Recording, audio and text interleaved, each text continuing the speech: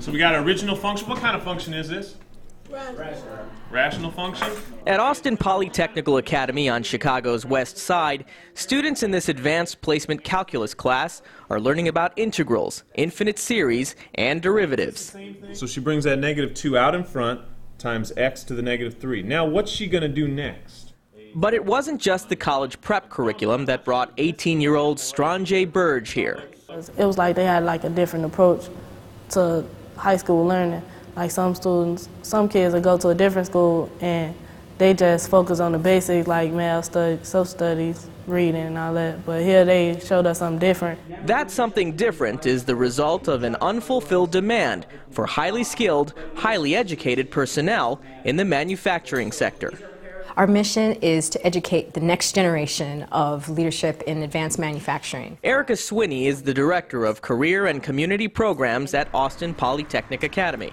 The baseline is, having a high school diploma, but in a lot of ways that really doesn't mean anything anymore in terms of specific skills. So what we do at Austin Polytech is that we have our students have a chance to earn nationally recognized credentials in machining. So we're going to insert the chuck key. And this chuck key I like using because it springs back. There's no way of leaving it in by mistake. It's instruction like this that sets Austin Polytech apart. It's the only CPS high school dedicated to teaching students manufacturing skills. Along with social studies and English, students here take 3 to 4 years of pre-engineering courses. And in their junior year, students like DeAndre Joyce are required to take a National Institute for Metalworking Skills, or NIMS, machining course. Now turn it on to the high gear. The high gear? Yeah, high gear. So when our students graduate, they'll have their diploma, like every high school graduate should, but then our students can have up to 2 of these NIMS credentials, which regardless of, again, what their post-secondary goals are, they can be a relevant, contributor to an advanced manufacturing company. Edward Gordon is a strategic workforce consultant who has written over a dozen books, including Winning the Global Talent Showdown. He currently serves on the Chicago Renaissance Manufacturing Council's executive board. The message here is that we don't want everyone to go into technology and manufacturing, but we don't need everyone to go into banking and communications careers either. Gordon says the global marketplace is in the midst of a revolution. Within the next 10 years, he sees the emergence of as many new products and services as were seen in the last 50 years. We would learn how to program it. The problem, he says, is that there aren't enough well-trained people to fill those high-tech manufacturing jobs. Unfortunately, they don't even know about these things, nor do their parents.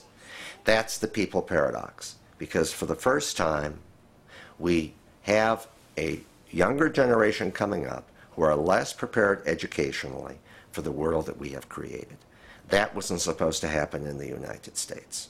According to the Bureau of Labor Statistics, manufacturing job openings from July 2009 to July 2010 increased 118%, but hiring during that same period only increased 13%.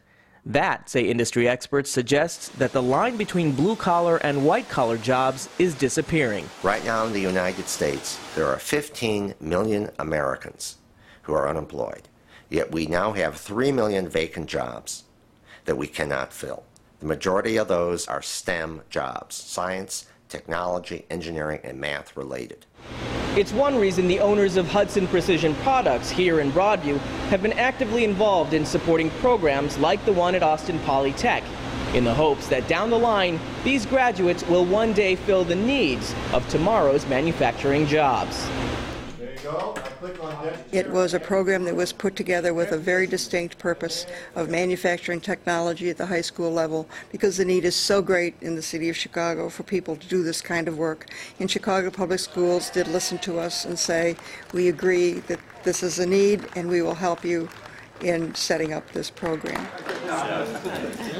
Joan Wren is the CEO of Hudson Precision Products. Her company is one of about 65 Austin Polytechnical Academy industry partners.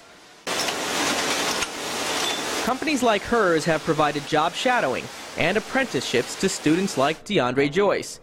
The goal is to give them exposure to actual job experience so they can test the waters before deciding on their eventual career paths.